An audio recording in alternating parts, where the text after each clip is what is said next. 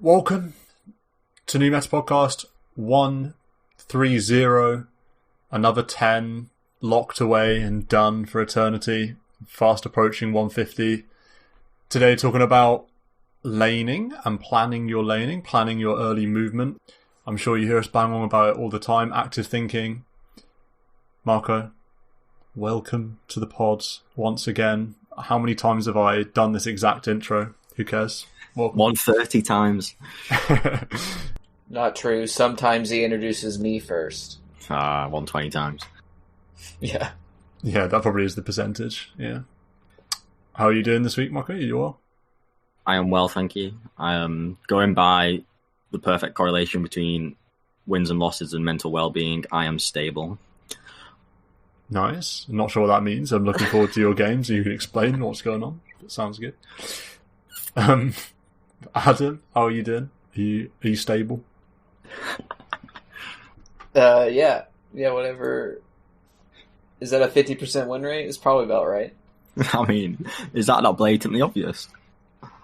Exact 50% the whole week? Last, I think, 8 days in ranked. Wow, that's strong. I might be the same, actually. I might be similar. I know I was very happy with the 4-win streak that I've now very close to reversing. Now I'm on a 3-loss streak. So my games have been going quite stably as well.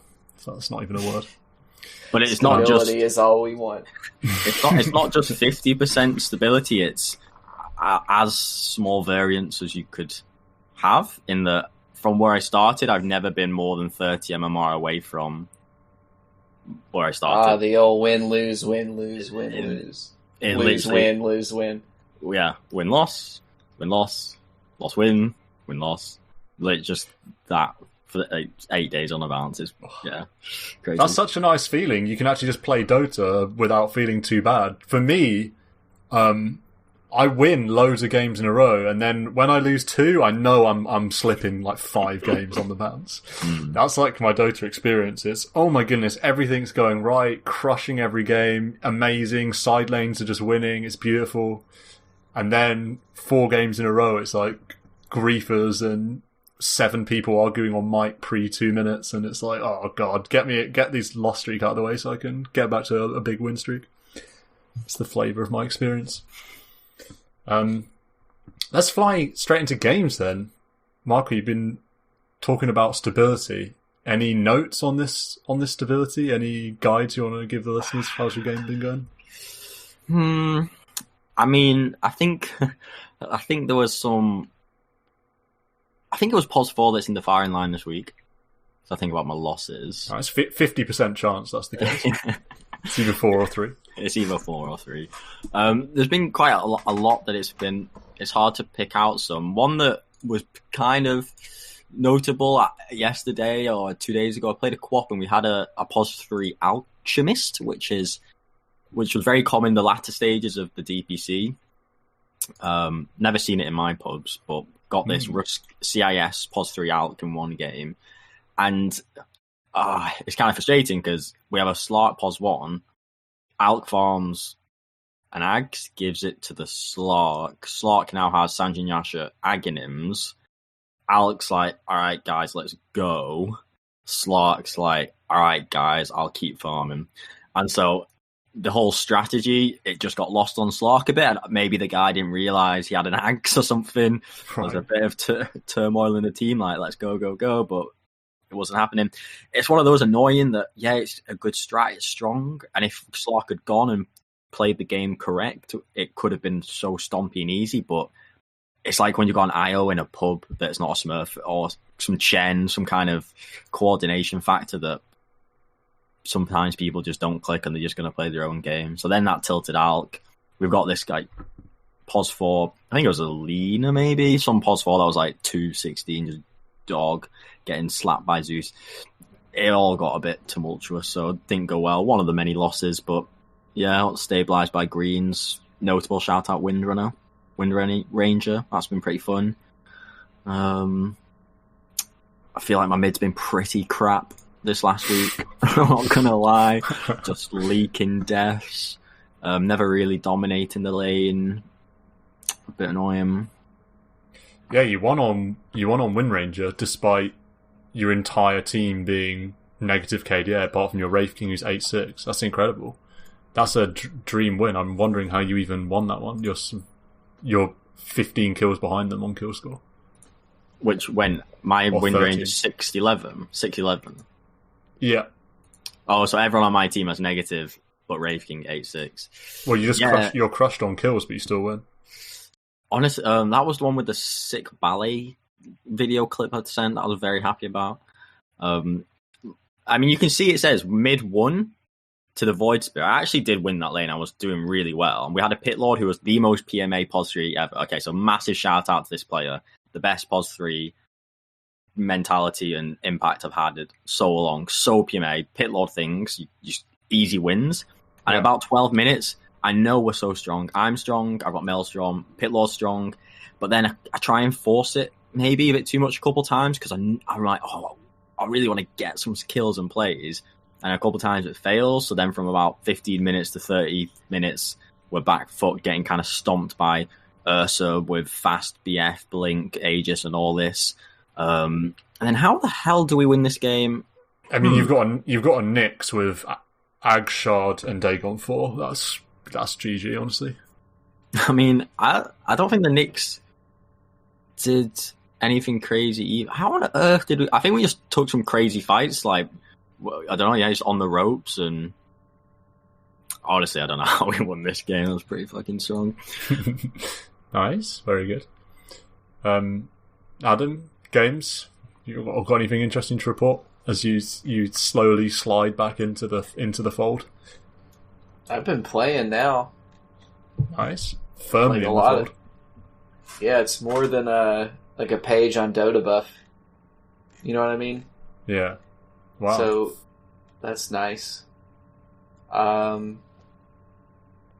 don't know. We had that pretty epic game together. I was mid-lich. That was fun. Yeah. Mid-lich undefeated. Arcane Blink Lich. That was a treat. The Adam Lich mid's actually legit. Doesn't matter. You don't need sacrifice. You still just crush. You're still a level ahead mid. And I was like, how is this happening? What's going on? A 60-minute game, too. And Lich still did things. Yeah, man. The solo kill from the Ice Spear, that potential is pretty strong for Lich. Like, later into the game, you were still having a lot of impact. Solo killing Wraith King and stuff. That was pretty awesome. Wraith King had popped KB during his first life, so he dies and comes back, and I just dropped the Ag Shard Ice Spear thing and ult him, and then just... What's that called? The suck or whatever. The pull in. Sinister Gaze. Yeah, he just gets soloed. Alone. That was awesome. Amazing. Level 25 talent that unlimited bounces. When you're against a DK and a Wraith King that are just slow and fat, you get so much value from that. Because it just bounces around the team fight forever. Oh yeah, DK didn't not buy boots boots in an hour. Yeah. 60-minute game, yeah. Didn't even get browns. He just got he had Shadow Blade. Wow, that is mental. And he's got an empty slot. He's got an empty slot, so that's the best bit. And then what's also nice is if they pop BKB, you're not losing charges either. They just think they're going to tank it out, and it's no, this is going to keep bouncing. Yeah. And with the Wraith King skeletons, just keep it going. You can never leave. Yeah. I went way different talents. I went the plus damage on the bounces and the unlimited bounces. I would never do that normally, but it just seemed okay. And also we'd already lost 2 lanes, so there's nothing for me to heal with the shield anyway. Yeah. So just go for team fights. And then I had a Alk game where my team, we had each version of the upgraded Blink on our team. So that was pretty cool. I had Swift Blink Alk. We had a Overwhelming Blink Sand King and a Arcane Blink SF with Abyssal Blade. That combo. Oof. Yeah, nasty. Yeah. Arcane Blink that was- SF's actually flavor right now. I feel like I see that so much. Yeah. It's so good. Like, the quick cast time Yeah. wind up on that ult is obnoxious. And then I gifted him an Ags as well. And then it's just so much damage off of that combo. Yeah. That's the Adam SF. Getting BKB and Blink and just Blink BKBing in team fights. No, none of this nonsense like when I try and play SF and I'm trying to triple raise and right click and stuff and then die with 0 impact. Just get a big fat ult in the middle of a fight for the fear and you're just winning. Yeah, the fear's strong. Yeah. And then random to TA safe lane, that's not good. Had another Why does that not let you mid? because we had a random. Our first 2 randoms were Wind Ranger and TA, and then he just held the mid in the pick screen, and he must have got up and left. Because when he came back, he's like, "Oh, TA safe. I've never seen this before. Hope it works out." And we're like, "I randomed," and he's like, "Yeah, I randomed too." And it's like, "Yeah, why am I doing this? This is so bad." And it was, in fact, very bad. Then I had an Alk mid game where I gifted 4 Ags, and then I kept an Ags for myself, so got the 5 Ags strat. Very good. Give a Ricky at like a 17-minute Ags, like right when he gets his Battle Fury, and then That's boom. disgusting. That's the game right there. Followed up Sand King Ags, followed up Disruptor Ags, followed up Venomancer Ags. That's All such good Axe carriers. yeah, and all we really needed was Ricky Ags. let's be real. Yeah. Oof, nice. But I told Marco probably the game I had the most fun in out of all of them was a game where I was Abaddon safe lane, and we had a Medusa middle, and all I did was buy a Vlad's, a Lotus Orb, and a Solar Crest, and I just put everything on the Medusa. Someone Veno Gales the Medusa, I Aphotic Shield it. Oh, someone else, debuffs the Medusa, I just Lotus Orb, I just heal. Stand there, give Vlad's aura. Maybe I right click a couple people, slow them. Maybe I get the. One thing that is good is that Curse of Avernus Silence is very strong. Very good on someone like a TB, because then he has to premature Manta just so you don't silence him. Because then you'll combo him and kill him before he can Sunder. Yeah. So that was fun. Nice. My type of gameplay. Yeah, I was about to say that is Adam gameplay right there. With lotusing and buffing other shielding. people. There's few players that could get as much satisfaction as you do from seeing a Vlad's aura icon on your ally and being like, yes. Yeah, that's what I did. Actually, one last game, the game last night, where I actually won a game with a Marco Rage buyback. Wow. Yeah, and it was a classic Marco Rage dieback. Honestly, Dies, TP's back, dies again, Rage buyback, walk to lane. Maybe, yeah. There was a more personal rage. I wasn't flaming. Often it's because I'm tilted. But this was serious. I was so annoyed at myself. I just watched a video 1v1 mid by Game Leap, and I was cocking up my mid, and I was like, how is this possible? Anyway, no excuse. The worst. Well, it was funny because yeah. Well, he must have bought back, and then in his long walk back to lane, muted everyone because he severely tilted the entire team the whole time. And then after the game's over, he's like, "So, were other people typing?" I'm like, "Yeah, they were really upset. They're like, bro, it's unranked. Calm down. It's going to be like, why are you doing this? Why are you being such a baby?" I went full tryhard though after all that, and I'm full mute everyone, no comms, just head down, farm, all this kind of jazz. So paid off in the end. I had also built a Vlad's in that game as Omni Knight 3 and just stood next to a TB and was like, "This is glorious." Nice. Just so beautiful. Yeah. And I think Marco and I both went first item bots. Bots Global. Omni-Knight. Okay, yeah. Bots Omni-Knight, pretty cool. Very cool. MS, honestly, of bots is for donk. Yeah, they had a Ricky, so it's like I wanted to get out of the cloud. I went bots, Aether Lens, and that seemed pretty good. Who needs Bots, 4 Aether Lens, staff? 4 staff. Bots, Aether Lens, 4 staff, then Vlad's. That's a tasty build. I like that. I had like 2k gold, and was like, I don't want to buy a Vlad's just yet. Don't really think Aether Lens is good yet. And then I was like, I'll just get the bots. That way I can never have an excuse not to TP into somewhere. Yeah. I won a game yesterday with an Omni 4, which is quite interesting, because you don't see that anymore. You don't see Omnipods 4 anymore. Yikes. Yeah. It actually went quite well, though, because Heavenly Grace is just a good spell in general. Yeah. Yeah. That was a fun one. Yeah, it's really good when you, like... we have a TB. So that's, like, all I have to focus on. I don't have to care about Heavenly Gracing anyone else or healing anyone else. Maybe I should, but it's like... If TB stays alive, we win the video game. And then Yeah. Guardian Angel's very good against Ricky, PA, Magnus cores. Yeah. In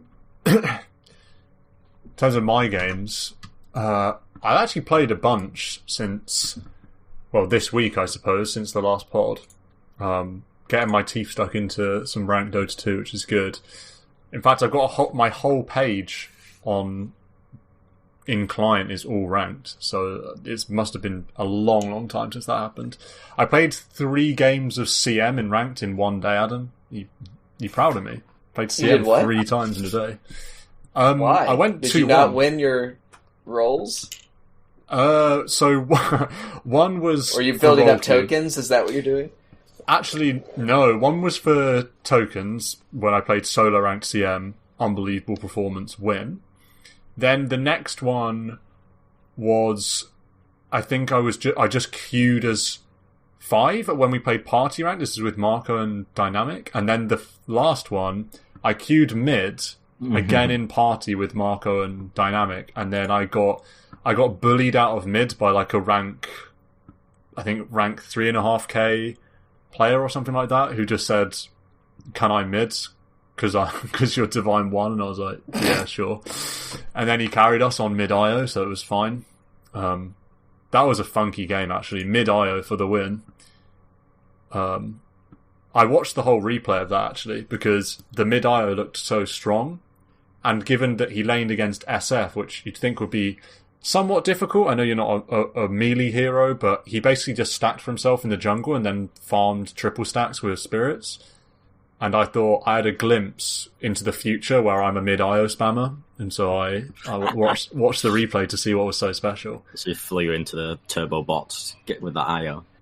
Well, I don't know. I'm just thinking, I don't know if we're playing some unranked after the pod, but yeah, mid-IO, man. It looked very good. And we won that one as well, so 2-1 on CM. And then yesterday, played 3 games of solo ranked. Oh, no, well, I played 4, but I... 3 in a row, winning, got the Viper out. Haven't got the Viper out since the 1st of February, before yesterday. Which, given I'm a dirty Viper spammer, that was far too long. So Viper came rushing back into my arms with 2 wins, which was very, very nice. Also got a TA in there as well. TA actually you can't lose on TA. The games are just too easy. And then today, I was 95%. I was Divine 1, 95% after that game. And I didn't think to do the strat that Marco, his immortal mind, came up with the strat of playing a party ranked. So even if I lose, I only go to 85% and I can still get Divine 2 with a win in solo. But I wasn't on that level, so I just flew into a solo feeling myself, and then it was such a sad game because we're against Lion Morph. Oh, sorry, I haven't picked the Morph. We're against Lion, Slark, Sand King, Pangolier, and Puck is banned and Void Spirit is banned. So my heroes that are left is Meepo. Well, I'm not playing Meepo against Pango, Sand King, and Lion. Like, it's bad versus all of them. TA, which I probably could have picked, but I just felt a little bit bad versus Pango, Sand King, and it's good versus Slark. and it's good versus Lion once you get BKB. Or Pugner, and I don't want to play Pugner against Sand King and Lina? Slark. I don't play Lina anymore, man. And Really? also, I don't want What? to play Lina against Sand King either, and Slark. They're both good against Lina. I don't play Lina though. Lina's bad. My Lina's bad. Lina's on the back burn for a while. So I actually don't have a hero to pick. So I pick Viper because it's like kind of safe. I don't feel great about it.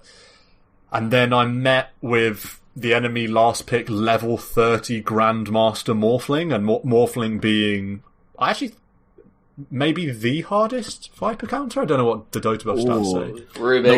Rubik, and I wonder what Viper's hardest counter is. I think Morph will be up there. There was a very Rubik and Morph because they both turn into the Viper and.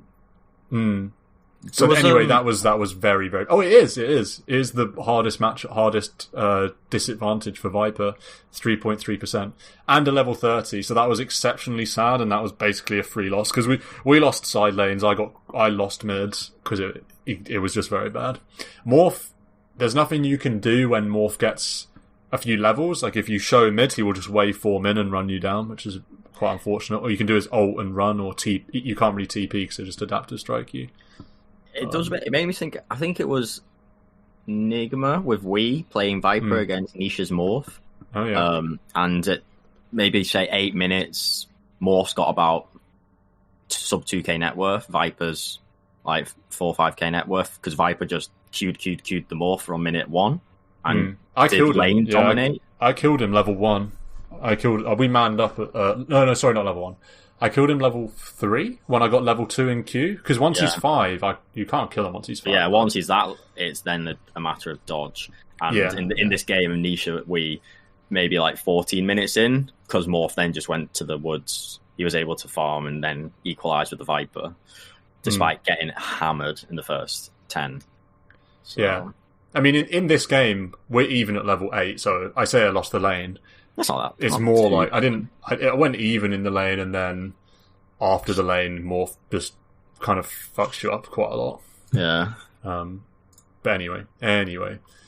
So then I tanked 2 more Viper losses, or 1 more Viper loss to make it 2 total. Yeah. 2 things that I've learnt today for the millionth time I wanted to go over. 1, we say this every single week. Don't play ranked Dota 2 on recording day. It's literally guaranteed losses. So I took the -2. No one to blame other than myself. Don't play ranked on a Thursday. It's as simple as that. Yeah, that is honestly from like episode 10.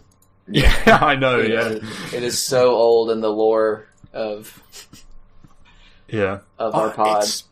It's so guaranteed. I want some sort of Dota buff stat where it shows your win rate on different days of the week, because I really Open think Dota Thursdays does that. it's like that's something for next week. Then I'll come in with my stats on a Thursday. And the other thing that I learned for the millionth time is we learned this one with Meepo. Don't ever publicly announce you're winning games on a hero, because it's guaranteed losses. So last week I think I said I was 15-2 on Puck. And now I'm on a 3-loss streak on Puck. Oh. So that is another thing that we've learned for the millionth time, is never announce your winning games. I'm not too worried about the Puck though. The one I lost today was very unwinnable. In fact, both of my ranked games today, Marco was flaming the 4. I'm definitely flaming the 3. I had a position 3 Elder Titan in my first game, who's got 6 deaths at 13 minutes, which is bad. And then, my word, I had a Darkseer in my game as Puck. So he ends the game with 14 deaths, which is obviously insane for a position 3, and 8.5k net worth, which is nothing in a game that's gone 35 minutes.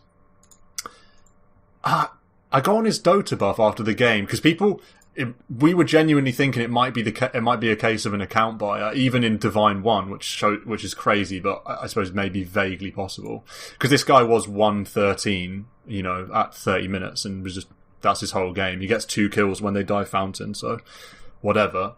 And I check his Dota buff. It's a perfectly legitimate account, nothing fishy going on. He's just never played Darkseer before. The last time he played it was like 2015.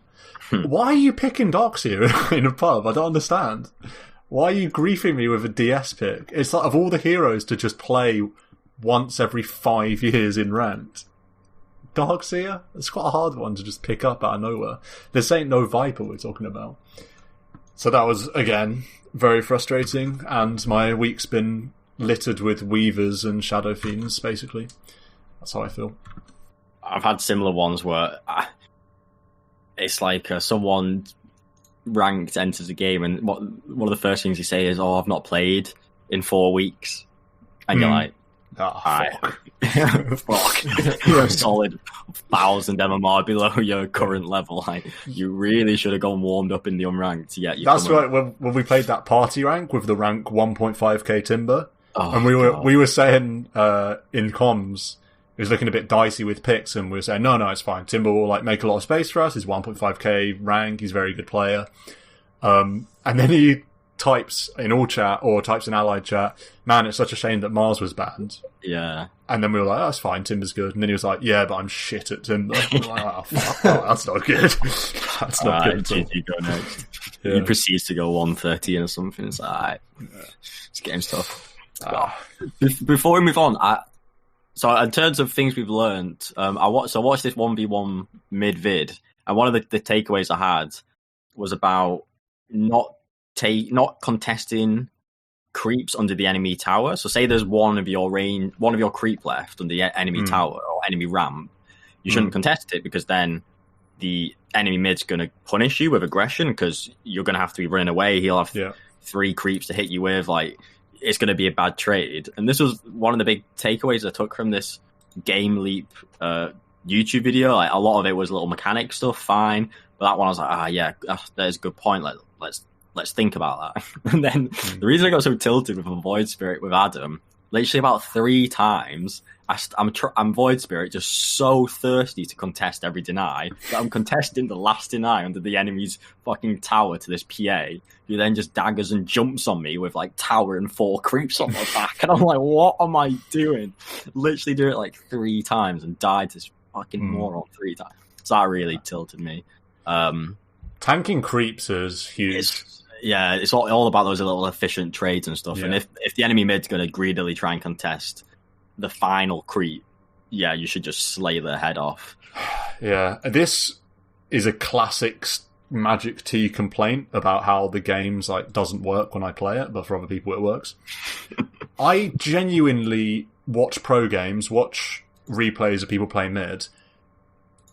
Creeps de-aggro when they de-aggro. I play in my games, I'm de-aggroing all the time, and the creeps just keep hitting me. I don't understand. This has been a problem for over a year. I understand this is a problem. How do you do it? I left click on friendly creeps in my lane. Sounds right. Yeah, that's what I do, but the creeps, there's a delay on the de-aggro, and that's for everyone.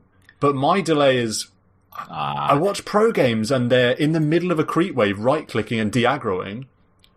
I think Thompson's playing mid, and the creeps just they go to hit him, and then they de-aggro. They go to hit him, and they de-aggro. They hit me, even though I'm just de-aggroing all the time. I think one thought I had about this, because I was investigating it a little in a demo, is maybe you have to be close enough to an allied creep to shift the aggro off you, or something. Is that a thing?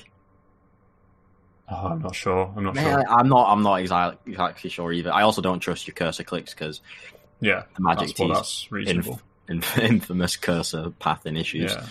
Yeah. A nice one on creep aggro for side lanes is when you're playing support, right-clicking the enemies from out of vision, like go quickly juke behind a tree, then right-click, and when you come out, the creeps won't aggro you because they can't see you. That's a nice one I like to use. Radius, aggro threshold, whatever. Or you're outside the aggro threshold, Can I leave a final comment before we move to the next segment? Absolutely. Because there's loads of games, so it's hard to remember what went on in my games, but I went back to our notes, and there was a couple of notes I'd made ahead of time, because I had them on my mind. I was like, I need to fucking write this down. So there was a good few games which were blowing my mind in terms of people playing in the mid lane. So there was this this PA game. Well, I mean, 10. I can't remember if this was the last pod. 10 minutes shouting at the PA, stop playing mid, stop playing mid, stop playing mid. Never does it. We're behind. Dies. Lose the game. Fine. Another game. It happened again. AM Enigma. They were fighting creeps in the mid lane. No vision. Completely surrounded. Guys, what we like play side lanes. Makes us take this awful fights and we just die. Like, it's just blowing my mind. And it's happened quite a few times, and it made me think, like, this is the reason I play ranked. So I've put a note, my motivation to play ranked. And my motivation to play ranked is because in these games, watching people do this level of moronic play makes me think I have to be better than this. I have to have capacity to climb. There is no way I can stagnate at a level where people are actively choosing to hit creeps in the mid lane at 30 minutes and think that's optimal. Like, it blows. It's happened a good few times recently. These game losing plays. So motivation to play ranked is because I feel like this is not my cap when these fucking idiots exist in these games. So massive motivation. And then it gave me a rule of thumb idea about when are you allowed to play in the enemy's mid lane. And the rule of thumb I arrived at, because obviously a lot of different circumstances can happen. The rule of thumb I arrived at, if you are behind or on level, roughly equal with the enemy team, you are not allowed to play in their mid lane. So the enemy side of the map, mid lane, you are not allowed to play there. Only if you are quite far ahead of the enemy team do you have any remote justification to play in the enemy side of the map in the mid lane. So to reiterate, equal, behind, marginally ahead, you have no right, no ounce of reason to play in the enemy's mid lane. I think that's an excellent rule of thumb that can be applied from 0 MMR to where I am, because I'm seeing it in my own games, and I think that will be a broad 99% optimal. Yeah, but I've just been smoked with 4 heroes behind my mid-tier 1, and now we're walking in the general direction of the enemy ancient. You telling me that's not the right play? What, you've gone to the enemy ancient via the mid lane? Yeah, I mean, that is the classic. That is the absolute classic Dota 2 pub players. We need to do something that, like, we're losing, game's going bad, check, or we're not sure what to do. Either we're not sure what to do, or game's not going how we planned. Okay, what should we do about it? Answer, do something. How do we do something? Smoke. Okay, smoke. Where are the enemies? Walk towards their ancient. Down mid lane. That's like the classic play. And maybe this is wrapping from the side into the... Yeah, rather than like playing a side lane or thinking about Dota beyond where's the enemy ancient. And smoke's good. Yeah, I mean, this is my motivation to back you up on your rule of thumb on not playing the enemy mid. Stop smoking and running down mid lane. That's my 2 pence. Yeah, I can get behind that as well. So, I can't look up Stan's stats because he's hidden his profile on Dota Buff, but I have a 50% win rate on Thursday, and Marco has a 55% win rate on Thursday. Ooh. Oh, beautiful. It's one of Marco's better days. It's my worst day of the week. Interesting. If it isn't my worst day of the week, I'll be amazed. Monday and Thursday for me. I'm gonna unblock my account. I'm gonna expose my public match data, and then maybe by the end of the pod, it will refresh Dota Buff, and we can see how kind Thursdays are to me. I will be flabbergasted if it's a positive win rate. Is this open Dota? No, it's on Dota Buff. Oh, is it? Okay, cool. I've just Go gone to on your open activity page. Dota, and the word cloud is one of the funniest things to ever exist. That's an episode in itself. Yeah. One of my classic ones is NCIE.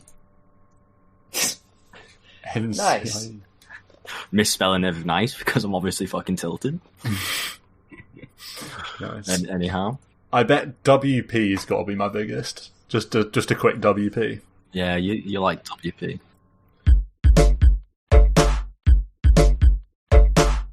topic of the day, planning early game movements and the laning, active thinking, what we didn't get round to last week when we were talking about habits. I'm going to be annoying and talk too much, like always, and intro myself. Planning what I actually want from the lane, what the ideal scenario is, and working backwards from that, because I find myself very often, especially playing heroes like, say, Puck or Void Spirit, where you have tempo, you can do a lot of things, and it's not obvious what you want to do, that I sort of fumble through the first 15 minutes of the game without a real plan, and it's really detrimental to my focus. I won't think about what lane's killable until I get 6, and I won't think about what I actually want to be doing or what I need for the game until after the laning phase. I almost treat the laning phase as a mini-game in of itself, and then I detach from that mini-game and play the actual game of Dota once the laning phase breaks down, and I felt like that was very detrimental. Before we move on too much further, be interested to think what you two feel about this one, whether or not you actually have in mind the goal of what you want to achieve by 10 minutes, or what you want to look like, what you want your hero and your build and skill build to look like after the laning phase, and then work backwards from there. Or do you play reactively and think that actually there's so much to think about in a game that you'll be too stuck in your ways if you try and execute a plan? I think the medium case of, yeah, you mentioned having an idea of what the best case scenario looks like with your lane and with the side lanes and with what you can do in one lane or another lane. Loose idea, and then play the game out and be a little bit reactive. Because obviously there's so many factors happening and decisions being made that you can't ever plan the game perfectly unless you're in some kind of 5v5 scrim. But you definitely need to have a loose idea of how you play your lane and then where the potential is in the side lanes. I mean, is it an unkillable lane? Is it a lane that's going to push in really fast? And so you've got to be aware of that happening. Is it a game where you can't really get much done because your side lane chaps are crap with spells for some reason and don't have any ability to link up? So you've just got to farm until 15 minutes, perhaps. Those loose ideas, I do think, are going to be really helpful. When you're playing a side lane, are you thinking about whether or not the enemy mid will try and rotate on you at level 6, or are you just waiting for the missing call and then reacting at that point? Or is it hard to say? If it's a Void Spirit, he's going to get that double kill at level 6. So you might as well just let it happen. The pot coil's coming. Yeah. I think with the side lane, you were always going to be somewhat mindful of the rotation, but then once you get close to 8 to 10 minutes, you've got to be really thinking, how long can I stay in this safe lane for? Because in the optimal game, you're going to get pushed out at 10 minutes. It's so highly likely that around 10 minutes, siege creep is the pos 1 rotates on you, or they get a third hero to come to that lane to kill you and take the tower. So common that I think as a 1, you've got to be thinking about when you need to leave and when it's too dangerous to stay in that kind of vulnerable place any longer. Obviously, always look out for that rotation, which can happen from the mid earlier in the game. So I think the 1's always got a pretty samey early game, honestly. Yeah, I think that's fair. I think it is more important to think about this when you're position 2 and position 3. Yeah. Let me put some meat on the bone then with some examples of where I feel like I've made this mistake personally and what there is to be learned from it. First of all, a very basic snoozy example is TA, where you can be baited into playing the lane too much, or I can be baited into playing the lane too much, where I think, I can harass with side blades, I can put some pressure on.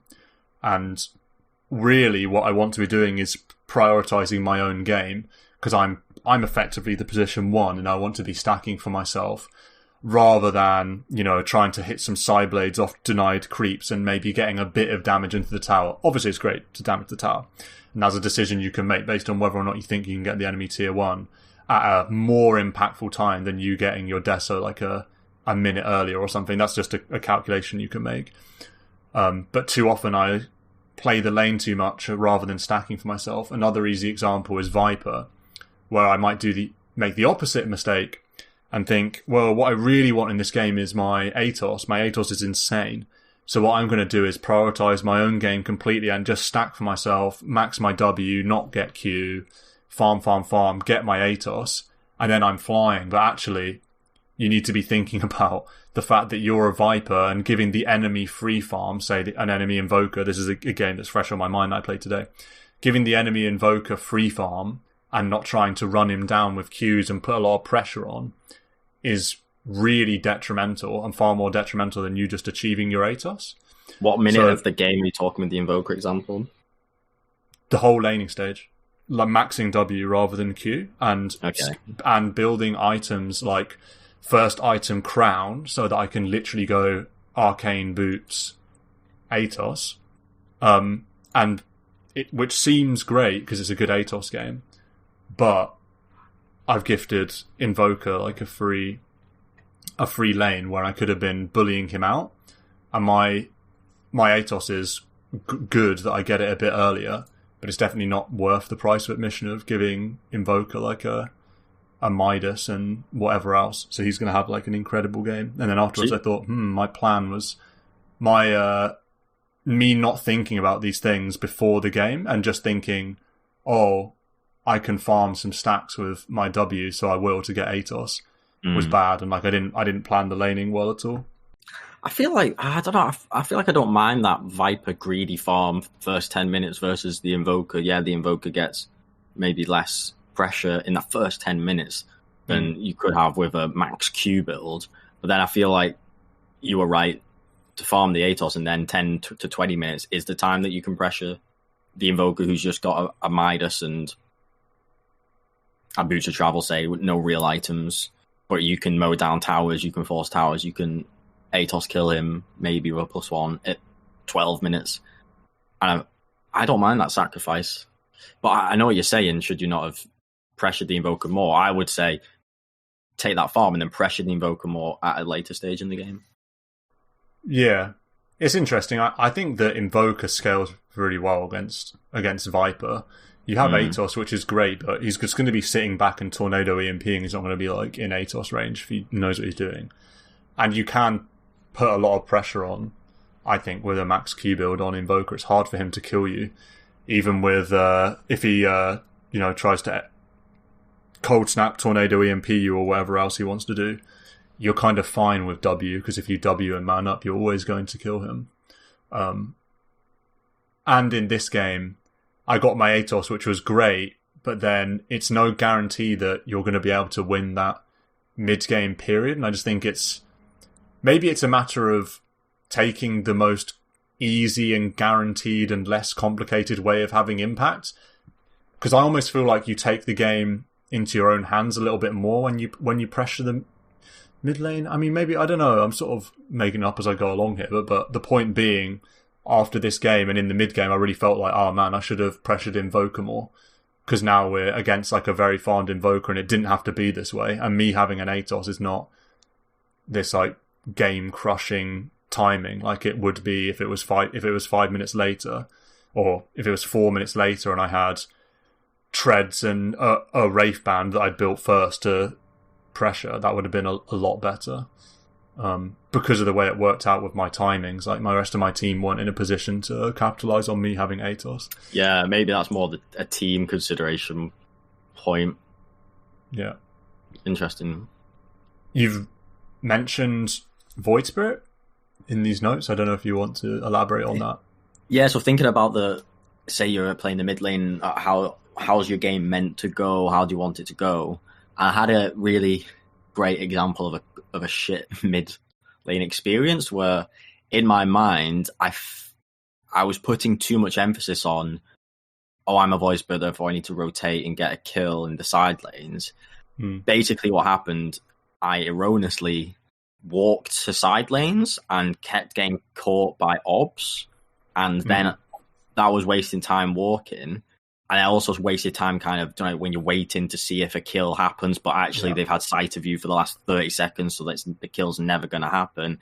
I had a couple instances like that, and I was like, fuck, what am I doing? I've really wasted so much time not got anything out of this. Rather, the better way to play, I think, for a lot of mids when you're rotating is to only ever do a TP rotation, shove out a wave, pretend you go to the woods, TP to a side lane, catch them out. Alternatively, the enemy has dived the side lane tower, easy TP rotate. Don't bother doing that walkie gameplay unless you've got an invis or haste. That's the message I'm really going to try and stick to, because I think it is the best message. And so to complement that game style, prioritize just getting the farm, getting the creeps, and if that rune appears, sure. If that tower dive in a side lane appears, sure. But really, I should have focused more on let's just get the CS, get the golden XP, which I ended up seriously lacking because I wasted minutes of faff. Stack the woods, farm and then thinking about all that makes me come back to the point of you shouldn't try and force things in your game ever, really, unless it's 60 minutes in a game. I feel like nearly always the best game you're going to play is if you don't force it, because when you try and force it, you just overkill or just fail to execute. You make it easy for the enemies when you make force it easy for the enemies. Yeah, like there are so few games where the optimal strategy is some super forceful fucking gung-ho play that you've really tried to make happen. Like it's just too complex a game. Just play it out, play out the mid, play out your lane, just hitting creeps. Literally, like put priorities, kind of farm creeps, push out waves, not die because I'm gonna be in a map aware. Oh, opportunity arises. Let's go and capture that. And why does the opportunity arise? Because you pushed out a wave or that bounty route or haste route spawned, etc. Things will just happen. I feel like that's the case definitely for the mid that I need to take on board more. Just play your game, and then the opportunities will arise as you play the game. And even like a pos 1 or 3, or even I don't know about 4, not playing it enough. But I feel like if you can have a plan, but don't be too stuck in it. Like, I need to make that rotation. I need to make that kill happen on the enemy anti-mage because I'm the mid. I feel like if you stick that in your head too much, it can really become detrimental. So, yeah, but if you pick Void Spirit, you're guaranteed to get haste runes at level 6. That's what happens. Every Void Spirit gets a haste and goes to the side lane and double kills. Such a good feeling. Yeah. What do you think, Adam? Is it a case of playing the game reactively, even from your first rotation, your second rotation, even when you're playing a hero like Void Spirit and you haven't, for some strange reason, you haven't picked up a haste rune, or you're playing a puck or one of those classic level 6 rotation heroes? Is it still a matter of reacting, or can you play a bit more proactively or without risking a force? I'm still getting back up to speed, if I'm being honest. I think this week I've turned my brain off when I play, and that's not a good thing. You've been buying I'm in ags. I'm in the zone of just the zone of zoning out, and then someone pops up and kills both of you. You're like, oh man, and that's not the way to do it. You probably look at my laning stage stats, and I'm probably blown through all my TPs by 10 minutes back to lane. So that's probably the thing for next week, is to think ahead. It's funny though, it's probably low-key actually the best way to play is to turn your brain off a little bit and not try and force it.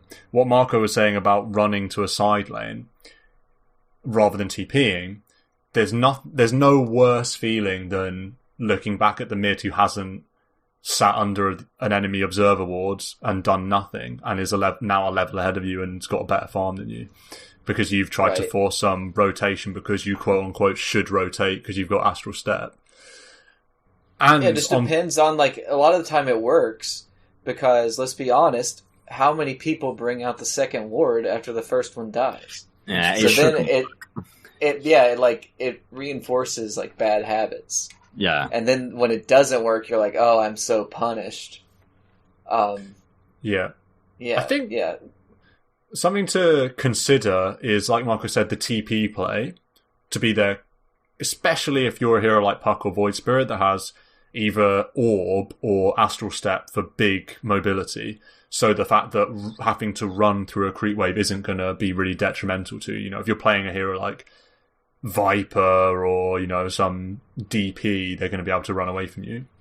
But also, the added downside of running for a rotation, and indeed this is, I suppose, the case for when you TP in as well, is that you need to be really wary of the enemy mid TPing as well to clean up and counter-initiate, because that happens a lot, and there are some heroes, like for example a Leshrac is a sort of a classic, that won't run to a side lane to fight. You know, is it that scary having a Leshrac running at you from a side lane? It's not too scary. You'd sort of back yourself to be able to stun and run or something like that.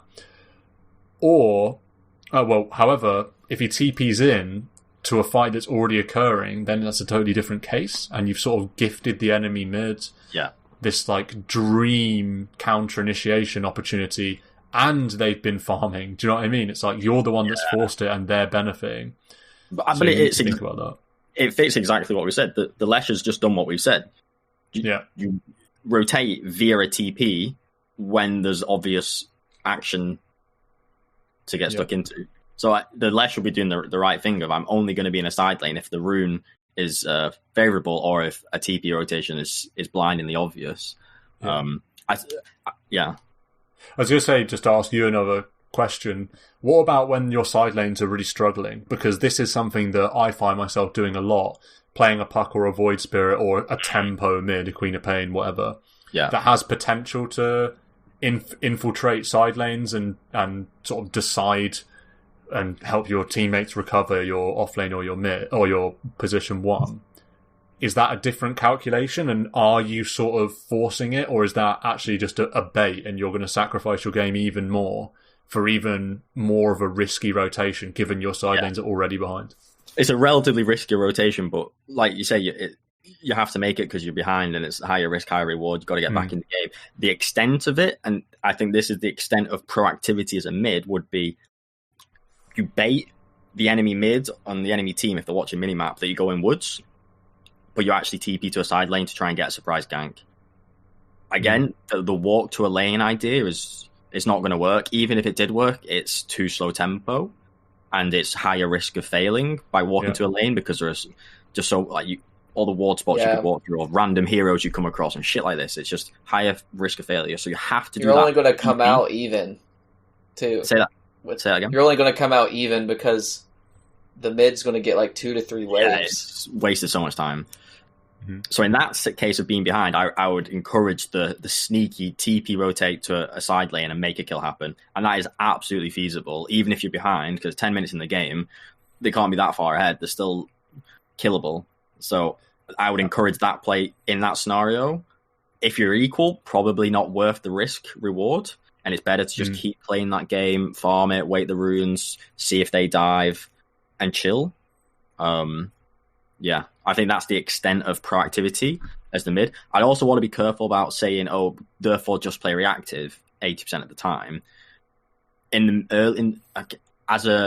Honestly, any position in the early game, I think this reactive approach is best. E.g., comes back to the TP usage. Do not waste it. Just walk to your lane. That's no risk. It's fine. You want to make sure you've got that TP to capitalize on any play that happens in the first 10, 12 minutes. It's cool. So you are being reactive with that TP rotation when it arises. But I think there's a danger in the mid-game onwards to go, I'm just going to be reactive, because I think a lot of people internalize that to then be overly passive and overly defensive and just farm the woods and not really push the waves, or not really try and get vision down, or not really threaten a side lane tower because I'm waiting for something to happen. And that can be dangerous, because that's obviously playing suboptimal, and you've got to have some level of aggression in your map movements and farming movements to then make the opportunities happen.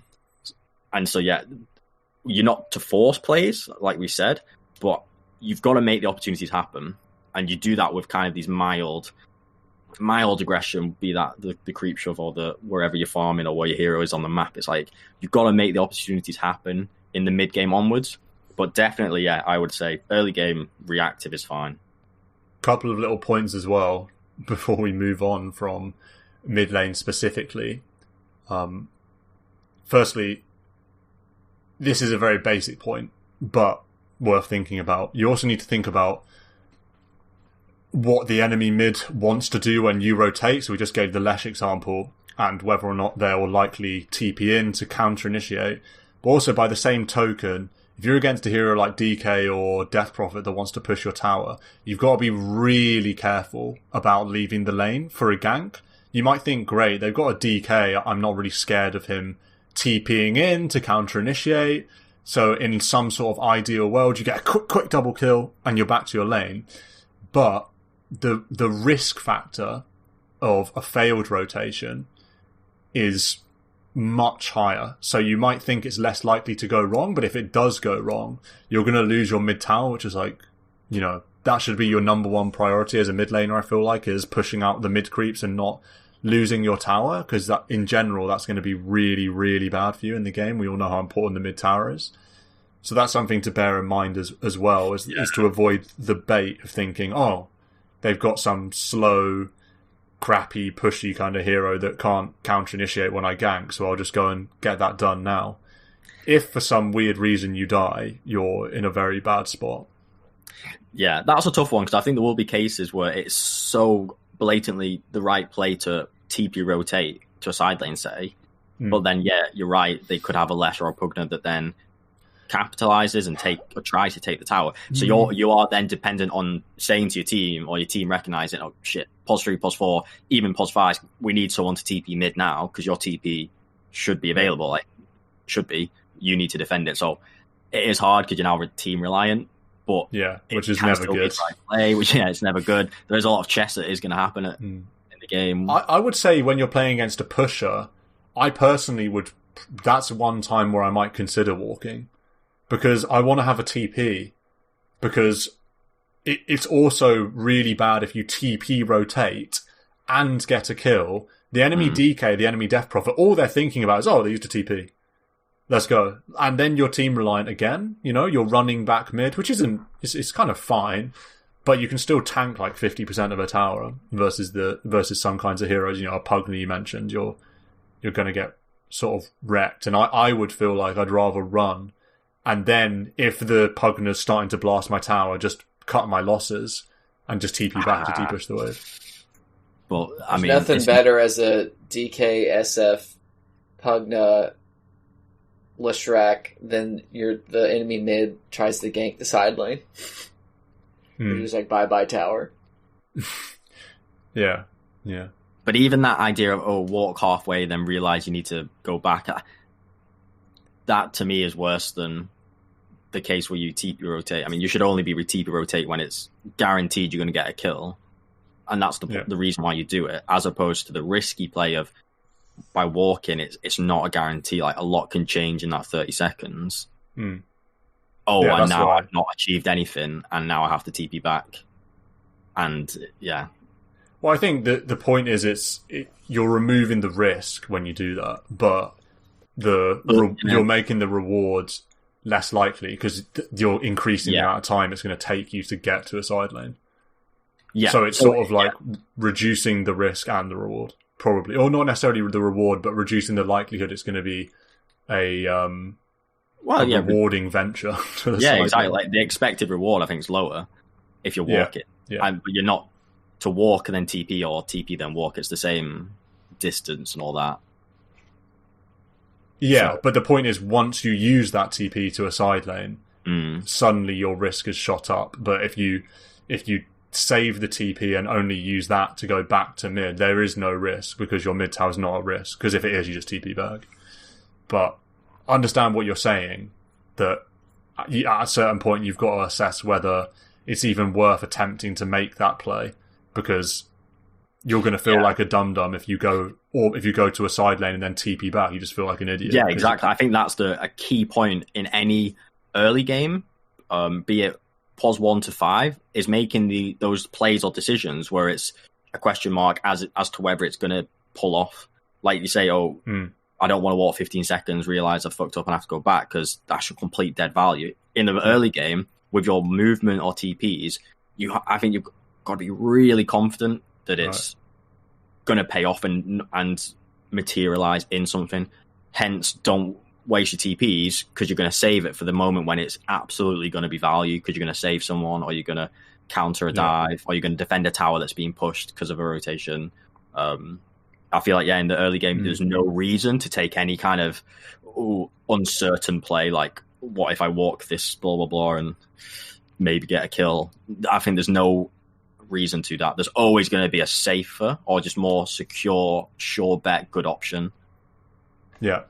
And also, if you do walk to a side lane, however confident, and then have to TP back mid, you've gimped your ability to make any reactive play for like 80 seconds, which is really bad, because then the enemy mid might think, oh, well, he's TP'd back to defend his tower, well, I'll go to a side lane and he's going to have to walk over and he's not going to be able to TP in, or all of those things. So it's so common. People just don't appreciate the TP scrolls and how powerful they are, in particular the early game, the most powerful in the early game, because that's when people are most immobile, and it's when you've got the most mobility potential because all your towers are up. And so when people just casually, let's TP back to the lane because I've just like walked home to get some regen or something, I've TP'd back and I'll just like chill around for a minute or half a minute. It's so detrimental because you don't have your TP online, and it's the most powerful tool of anyone in the early game. Yeah. So you really got to treat it with more respect. I mean, just think about the cooldown, right? Think about spells that are on an 80-second cooldown. Think about how good those spells are. Would you Laguna Blade to get from your fountain to mid at like 10 minutes into the game? Like, you wouldn't. Yeah. I would. Yeah. I was just thinking that maybe I would if there's a double wave under my tower. I'd just Laguna. Let's go. With that fountain regen, that costs no mana. Back up pretty fast. You've sold me. And then you could preserve your TP for later. I think Laguna Blade should have global teleportation on it. Yeah, Laguna's only 50-second cooldown, so that's actually an unfair. That's an unfair one. I don't know what a spell with it that actually has an 80-second cooldown. I wouldn't. Slarkle, I don't know. I'm guessing. Yeah. Meta, I would not pop Metamorphosis to get a free TP back to lane. There we go. We made it. But that's also like a minute. It's also like 140 seconds or something. Well, whatever. Its downtime's about 80 seconds because of how long the duration is. There we go. Marco, you mentioned the safe lane. Actually, forget Marco. Get out of the pod. Adam, from a 5 perspective, what are you thinking in the laning stage? Because obviously you want to ward and you want to contest runes and bounties. Are those things defining how you're approaching the lane? Or are you like, how basic of an assessment is it? Like, I'm definitely going to go to power runes, I'm definitely going to go to bounty runes, or is it just a case of like seeing how the lane's going and whether or not you can get away with those things? How much of this is planned before you even start a game? My laning is so off. It's probably like 2 medals down from where it should be, because I'm just not getting on the same page with carry, you know what I mean? It's like, Monkey King Crystal Maiden should be able to kill people. Yeah. But I just died a bunch and didn't kill an LC and just died to Mirana. I don't know, I feel like you should be able to get kills in that lane. Yeah. But that's what it comes down to. If I really am like thinking about what I was thinking going in that lane, it's like Crystal Maiden, Monkey King should be able to kill because I can press my Q, and I should have looked. Monkey did not have an Orb of Venom. I know that. Click Heroes. There you go. Last week's up. I know he didn't have it. Maybe that makes all the difference as to whether he can kill or not. That's what I look at the 2 heroes and how they synergize, or how I perceive them to synergize, and who you're laning against. And I don't want to say you should focus entirely on kills, because all you're really supposed to do is make sure your carry gets out of the laning stage with as much gold and experience as possible. And sometimes that's not from kills. Yeah. Sometimes it's just from stack pulling or controlling creep aggro or just nuking ranged creeps to make sure you get the experience and harass. So I guess that's what I look at first is what's the best way for us to win the lane, because there's different ways to win the lane. Yeah. It's through the kills and the harass, or just by staticking outside the tier 1 and letting your dude get farm. And if it's outside the tier 1 and letting them get farm, then it's like I move away and give them the XP and look around. Do I need to go at like 2 minutes and look at, or not 2, but 4 minutes and look at the rune? Do I need to, is it 5 minutes? Do I need to try and do the sneaky snag the bounties, or can we fight on the bounties type of a thing? I think it's one thing I think that I do probably too much or focus on too much is giving the carry 100% XP. It's very sacrificial. I feel like nobody else does that when I play. And I think I take it to the opposite end. Because 6, let's go. You want to have 2 spells on your, or level 2 in a spell in the lane to be able to do something. Yeah. It just feels so nice when your carry's like level 8 and the offlaner's like level 6. Yeah. You got to be careful in the earlier stages, because if you're given 2 solo XP, say, that comes at the trade-off of you're physically too far away, and that's then a potential danger, or they might take too much harass that they needn't have taken. So it is a balance. You probably shouldn't be, you should be level 2 or 3, and then it's probably better to start giving more of the experience, because it's such a huge spike between 1 to 2 and 2 to 3. Exactly. That you need to have those things. There's no point in being a Rubik that's level 1. Not that I play that hero, but the Crystal Maiden completely changes at level 1 to level 2, and then level 2 to level 3. Yeah. And then you're pretty much set from there. Yeah. Infinite value from that first skill point. But it's a really nice intricate point, and also on the carry side, to get level 6, vast majority of carries are going to get a massive spike at 6. If you think about that trolling rage, getting it off to get some kills, or the slot, all massive spike. Ursa in rage to never be able to die or something. And offlaners as well, getting Jewel or Lasso or whatever. There's so many great offlane level 6s. I really like Adam's emphasis. Maybe too much emphasis at times, but it's a really smart point to keep in mind. And I know I've been in games where I'm level 5 and my support's level 5, and I'm like, the fuck are you doing with my XP? I need this 6. I am at risk of dying constantly because I'm not 6. Say I'm a troll saying they've got hyper aggression on enemy team. Why am I not 6? Why? That can be frustrating. I think it's like a synergy thing, because in a ranked game, in a ranked solo, I don't think people are used to it. Nah, yeah. And so they're like, where are you? And they get mad, but in a party game, it works so well. It's so smooth. Or if you're laning together. Bit of a balancing act again, though, because you shouldn't be putting yourself at such a position that you can't support the guy or the carry because you're too far away, or too focused on that safe lane stack and pull, say. So there is a balancing act. And I can empathize with the carry getting pissed if you're giving too much distance, because that's going to put them at threat.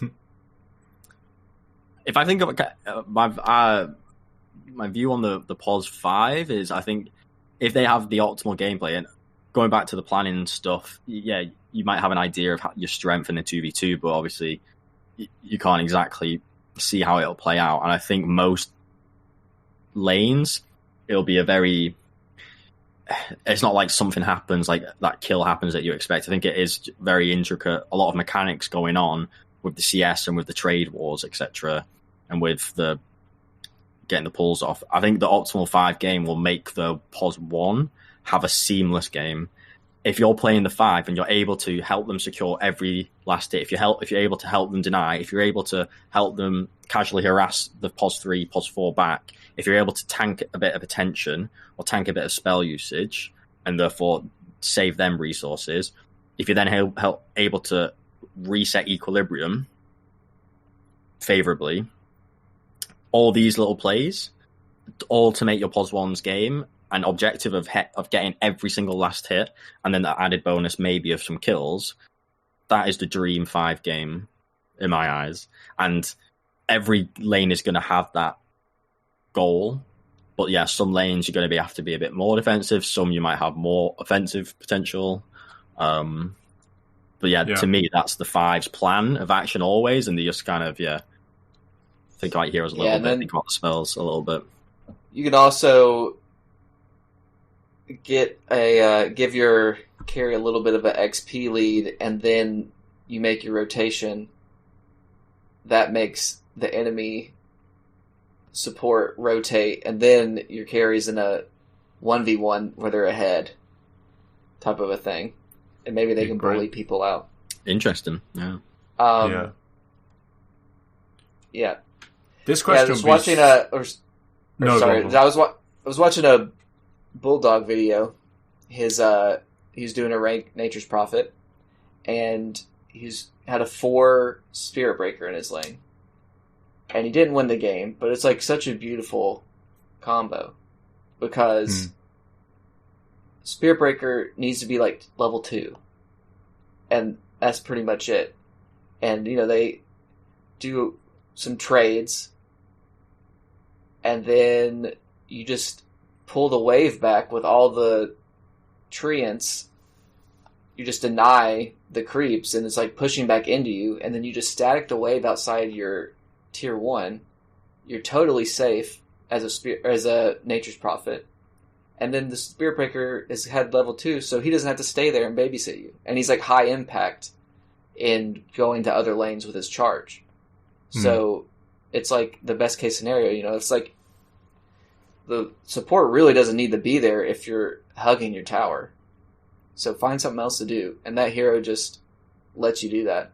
And then in the late game, you charge someone, and you just give the vision, and the Nature's Prophet TP's in, and it's like a out of nowhere kill combo. But in the lane, it's like really nice too to synergize. Yeah. You mentioned Spirit Breaker. It's interesting. I was gonna say that this question about planning your early game and playing reactive versus playing proactive, it begs for the POS 4 perspective, really. The POS 4 roamer that has potential to play multiple lanes and doesn't have this very well-defined location of the map even. Then it gets really interesting. That's one for another day, not just because we've not got much time left on today's episode, but also because none of us know how to play POS 4. So that's one that maybe we need to do some studying for next week or something. Who knows? Mate, I got an MVP POS 4 line. Thank you very much. Yeah, you did. I can't deny the facts. Question mark? Come on. Yeah. We got all the expertise we need. I just need to start spamming Spirit Breaker again, because that's what I was doing. Yeah, I remember that. That was good. Those were good days.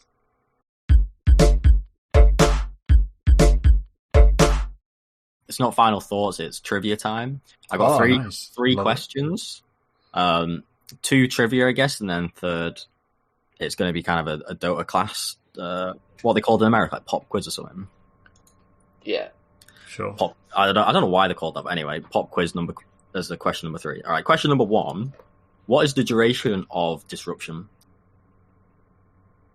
It's a Shadow Demon's Shadow Demon's Disruption. 3.5.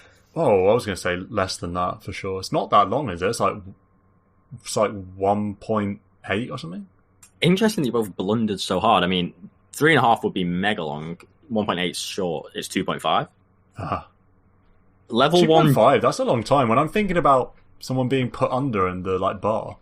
Yeah. Anyway, I guess I was trying to play the sound effect in my head. So was I. I was playing the sound effect too.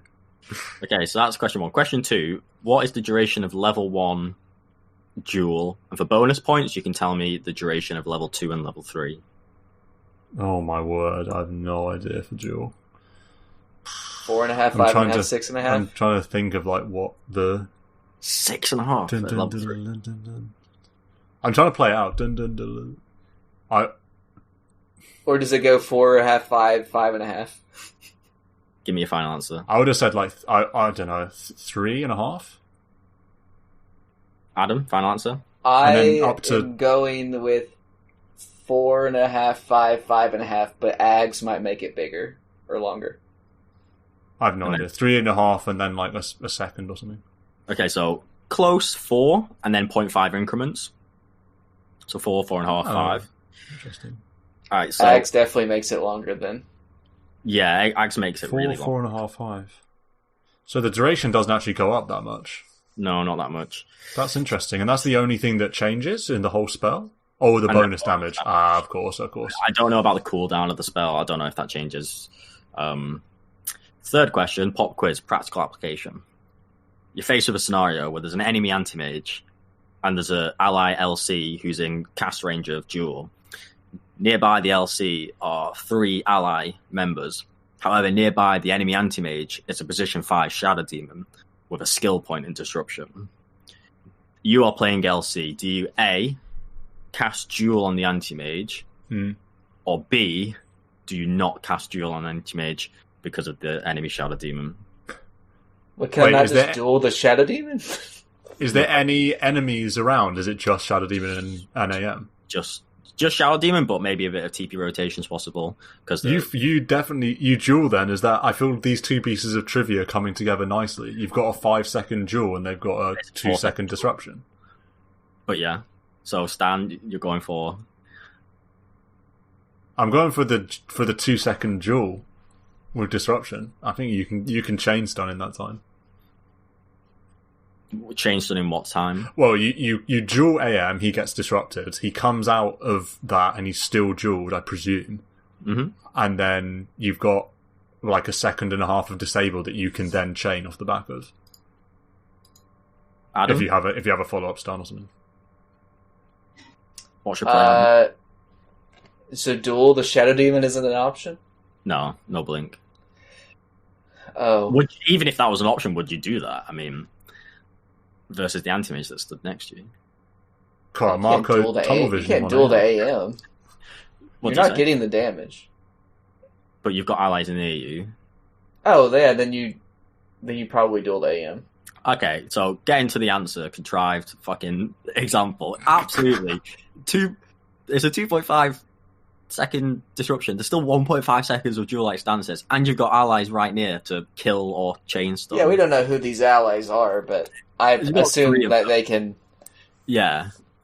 Anyway, this happened in a game where we had an LC. This exact scenario happened, and purely because of knowing disruption was a thing, LC, like, for a second was just, like, dancing with AM, not dueling. The whole team of us was just, like, on mic, just going crazy, like, what is happening? Like, where is this duel? And then everyone knew that he just fucked up so much because he was like, there's a disruption, can't duel, and absolutely just lost the game. I thought you were going to say, I'm going to blink in. Also, I forgot about the blink part. So I'm going to go in, I'm going to duel the AM. First off, he's either going to counterspell it and get double duel damage against me, or I'm going to go in and duel him, and then they're going to disrupt, and the anti-mage illusions are going to kill me, and they're going to win the duel that way. Here's one for you. Here's one for you. Same situation. It's not a Shadow Demon that's next to AM. It's a Tusk with Snowball. Snowball lasts quite long.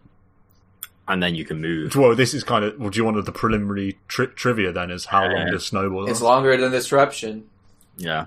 Only just, though. 3 seconds rather than 2.5. So you still get a second of dual duration, but if Tusk has snowballed something far away, then you get 3 seconds, then the snowball then starts rolling, which is going to make it longer than 4 seconds. So the answer is it depends what Tusk has snowballed, I guess. Yeah. Or Tusk can just walk up and press tag team, and you just die to the damage. Yeah, definitely. How long's Astral banished for at max level? The final save trivia. All these trivia on saves. That's the longest of the 3. Is it 4 seconds? Bingo. It's 4 seconds, yeah. Nice. It's the duration of level 1 duel, if we are to believe Marco. Yeah, there you go. Well, I mean, did you say 1.85 seconds on disruption? Does any spell have 2 decimal points duration? I didn't say 1.85, that was you. Or did you say 1.8 or 1.9 or something? The cast time, or the cast animation of, what's the Elder Titan ult called? Earthsplitter. That's 3.14 seconds. Yeah, a lot of cast That's time. so weird, 3.14. Yeah, I think it's a pie joke. Okay.